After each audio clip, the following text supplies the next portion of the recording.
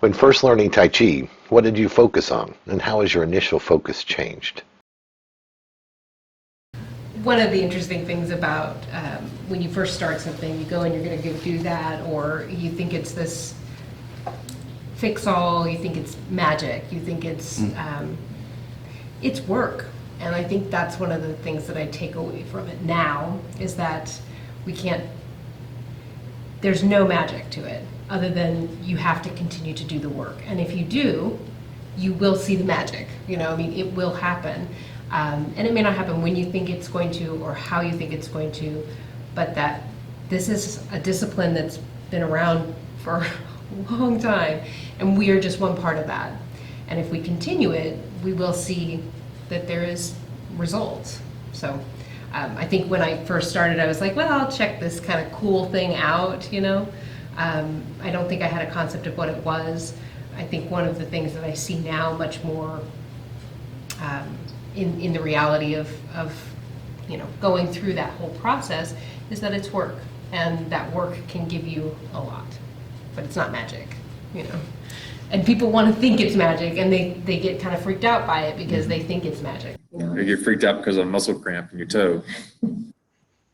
That was my first class or second class. I think that was like your second class, but you were teaching.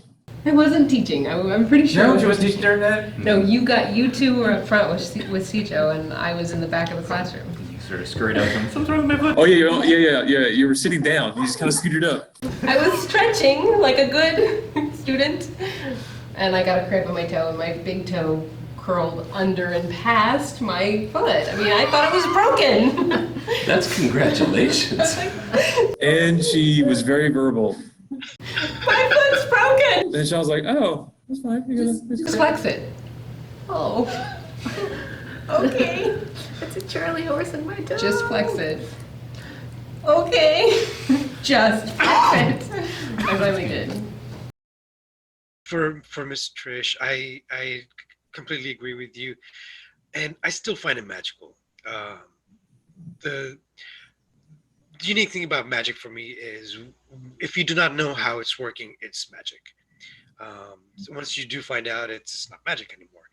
And there are so many aspects to so many of the forms we do, especially in Tai Chi, that I still do not know how they function, but I know they're functioning.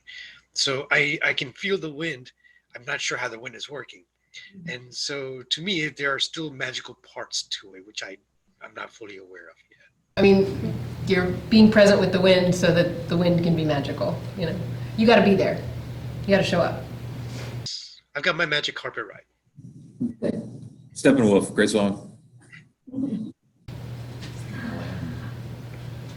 Aladdin.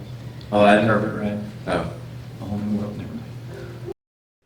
Yeah, for me, initially it was all about the physical, because that's what people see when teaching, So all my focus initially was on making sure posture, alignment, and breath were all, where they needed to be. And now I think it's adjusted. Not that I've perfected the physical aspects of it, but the thing that really keeps me curious is more of the energy movement within the body and things of that nature. What I remember is that when we started doing it, I wanted to make time to be with the group to do it. I didn't exactly know what I was getting into or why we were there, what we were doing. Now, as we've been doing it for 20 plus years, we've said, I feel like I can't get through my day unless I have some piece of it, whether it be the breath or the movement piece. But I never anticipated that it would surprise me, and it continues to surprise me.